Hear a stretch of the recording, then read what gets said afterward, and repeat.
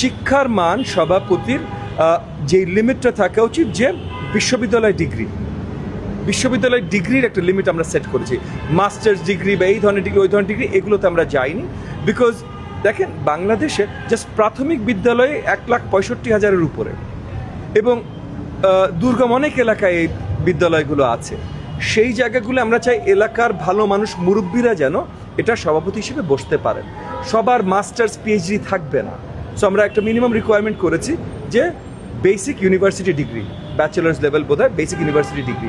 এবং আমার মনে হয়, আমি বিশ্বাস করি এটা এনাফ আমাদের দেশের মতো একটা দেশে এই পদে বসবার জন্য। এর থেকে কমও হয়তো দেয়া যেত, কারণ বাস্তবতা যদি আপনি দেখেন যে সব জায়গায় এটা আমরা পাবো কিনা, বাট তবু আমরা একটা স্ট্যান্ডার্ড মেনটেন করতে চেয়েছি বলে এই জায়গায় এসেছি। এর থেকে উপরে যাওয়ার কোনো সার্থকতা বা কোনো র্যাশনাল কারণ আমি আসলে দেখি না। বাকি মিলন ভাই অ্যাকচুয়ালি প্রেসকে কী বলেছেন যেহেতু আমি নিজে শুনিনি, ওটা নিয়ে আমি মন্তব্য করতে পারছি না। মাননীয় প্রতিমন্ত্রী, আপনার আসনটিতে সব